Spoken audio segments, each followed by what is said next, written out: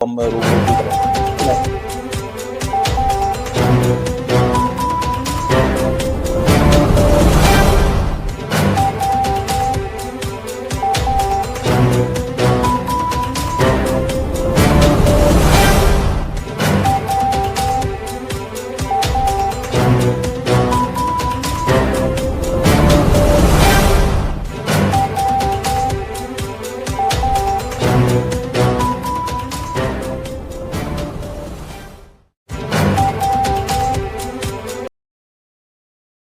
नमस्कार दोस्तों, मैं आपका अपना ललित भारद्वाज। आप देख रहे हैं हरियाणा पोल खोल न्यूज। इस समय में हासिल जिला सचिवालय के अंदर खड़े हैं। आपको बता दें कि हासिल जिला पुलिस मुख्यालय के एसपी अमित यशवर्धन ने आज बड़ा खुलासा किया है।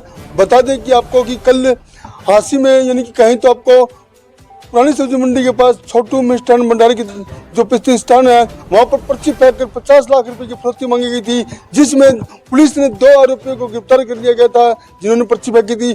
उसको लेकर बड़ा खुलासा किया है। क्या कहा है हासिल जिला पुलिस मुख्यालय के एसपी अमित यशवर्धन ने, देखिए। दिनांक कल 27/2/2026 को एक घटना हुई थी। शहर हाथी के अंतर्गत एक मिष्ठान भंडार है, छोटू मिष्ठान भंडार। वहाँ पे बाइक पे 2 बाइक सवार वहाँ पर पहुँचे। उसके बाद वहाँ पर उन्होंने एक पर्ची फेंकी। तो पहले तो उनका कारिंदा मिला, उसने मना कर दिया। उसके बाद वो टेबल पर पर्ची रख के चले गए। पर्ची पर 50 लाख की डिमांड रखी गई थी।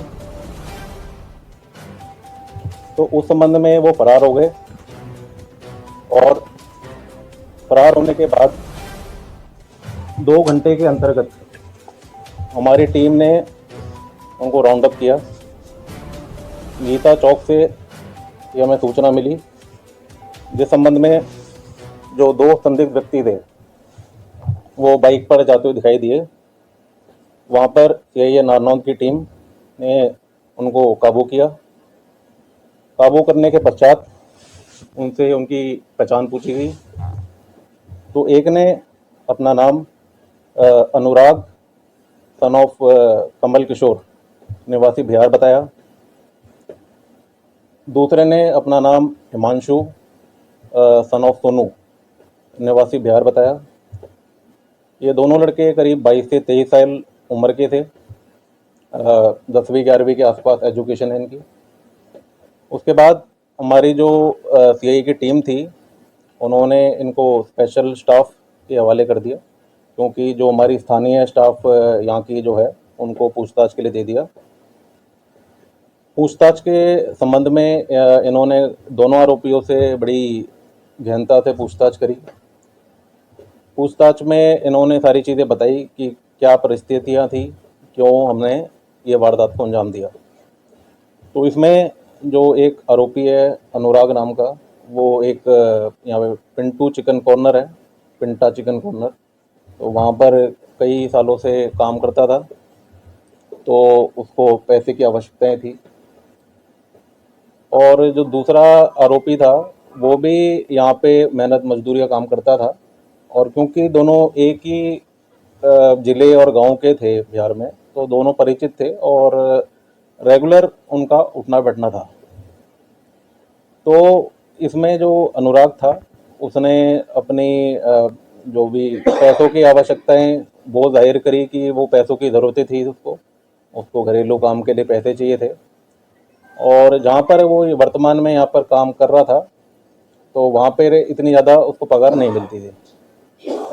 तो क्योंकि वो इस शहर में कई साल से रह रहा है, तो वो शहर की परिस्थितियाँ जानता था, सारी सिचुएशन जानता था, कौन क्या शॉप्स है यहाँ पे। तो इन दोनों ने इसी प्रकार से योजना इसमें बनाई। तो इन सब जानकारी के बाद हमारी जो भी ये स्पेशल स्टाफ की टीम थी, इन्होंने इनकी गिरफ्तारी डाली वहीं से, ऑफिस में से। और उसके बाद जब गहनता से इनकी पूछताछ करी गई तो इसमें से एक आरोपी जिसका नाम अनुराग है, उसने ये बताया कि उसने एक अवैध हथियार अपने साथ में रखा हुआ था। तो क्योंकि पर्ची में जैसा 1 दिन का समय भी मेंशन्ड था, तो आरोपी ने यही बताया कि अगर हमें फिरौती की अमाउंट नहीं मिलती तो हम इस अवैध हथियार का प्रयोग करते और फायरिंग करते, जिससे अगले जो मिष्ठान भंडार के मालिक पे दबाव डाला जा सकता है। तो हमने इसकी फॉर्मेलिटी पूरी करके जो कन्फेशन स्टेटमेंट्स रिकॉर्ड करी और इसके आधार पे हम इसने बताया कि बांस थाना क्षेत्र के अंदर जो सुंदर नहर है, तो वहाँ पर इसने उस अवैध हथियार को छुपा रखा था, जो कि आवश्यकता पड़ने पर वहाँ से लेके और वारदात को अंजाम देता। तो हम उसको जब डिस्क्लोजर स्टेटमेंट के आधार पे उस स्थान पर ले गए, जो कि टाइम करीब कल 11 बजे का रहा होगा, तो वहाँ पर जब उसको आगे बढ़कर निशानदेही करवा रहे थे, तो उसने एक जिस भी कपड़े में उस हथियार को छुपा रखा था, तो पुलिस टीम को धक्का मार के वो उस अवैध हथियार को अपने काबू में लिया, और क्योंकि वो पहले से ही लोड था तो हमारी टीम पर उसने फायर किया, जो कि टीम बाल बाल बची। और उसके बाद वो उस हथियार के साथ ही उस मौका से भागने लगा।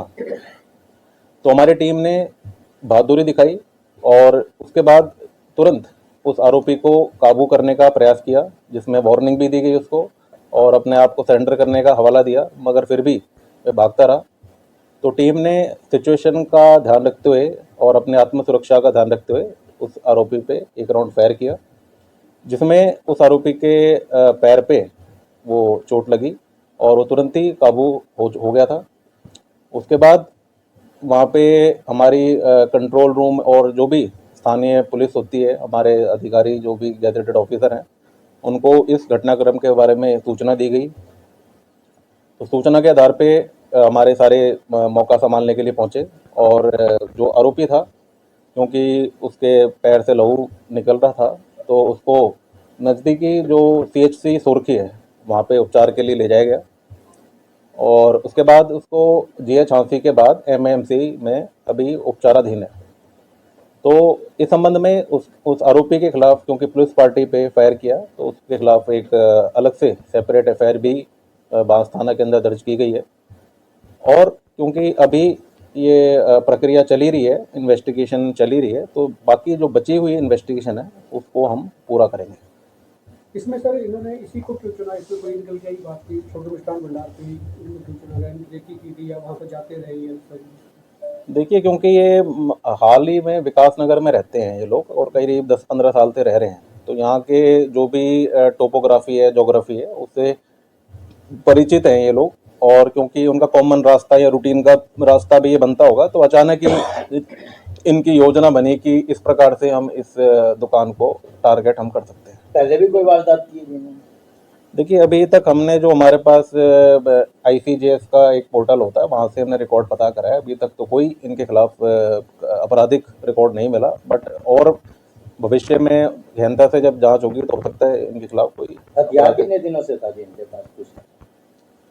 देखिए, हथियार का अभी डिटेल में, क्योंकि कल रात को ही पूरी इन्वेस्टिगेशन ही नहीं हो पाई, क्योंकि हम बस सीधा हम उसको बरामदगी के ले गए, उसके बाद घटनाक्रम हो गया। तो जब उपचार हो जाएगा और उसके बाद जब प्रॉपर हम इसे डिटेल में पूछताछ करेंगे, सोर्स का पता करेंगे, तभी जाके ये सारी चीज हमें पता पुलिस लगेगी। ने भी जवाबी कार्रवाई में काम कर रहा था या जॉब छोड़ दी थी इसने पिंटा चिकन? नहीं, ये वर्तमान में कर रहा था पिंटा। कल छुट्टी पे रहा वहाँ से। हाँ, ये मतलब इतना हम लोगों ने गहनता से अभी इस इन फैक्ट्स में और लोग भी शामिल हो सकते हैं सर कोई?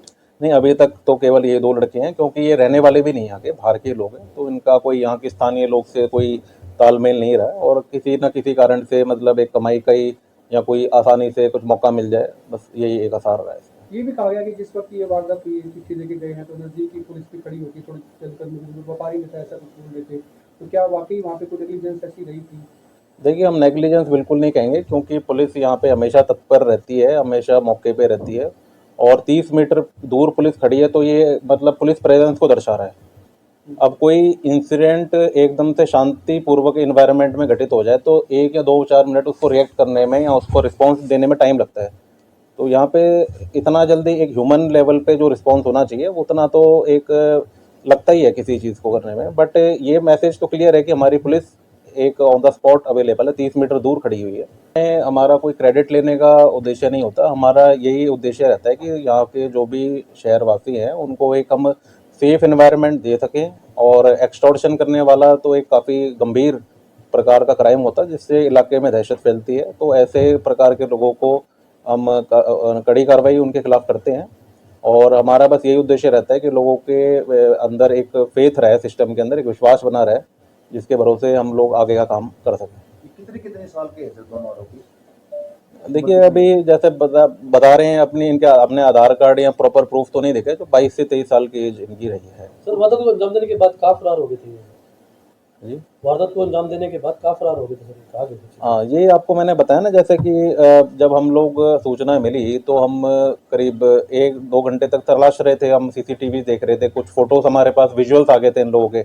तो करीब हमें 2 घंटे के बाद ही ये ऐसी सूचना मिली कि इसी प्रकार की वेशभूषा हुलिया वाले 2 लड़के ऐसी एक छोटी बाइक पे गीता चौक की तरफ अप्रोच कर रहे हैं, दिखाई दे रहे हैं वहाँ पे। तो हमारी टीम को हमने रूटीन में वेरीफाई करने के लिए वहाँ पे भेजा, जिसमें जब हमने इंटरसेप्ट करा तो ये भागने लगे।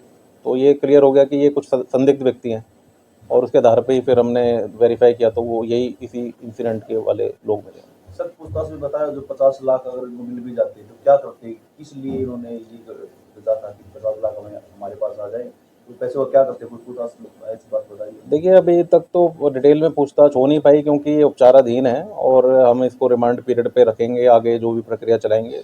तो जो भी चीज़ें समय के हिसाब से निकल के रहेंगी उसके हिसाब से आप सभी को हम रूबरू भी करेंगे।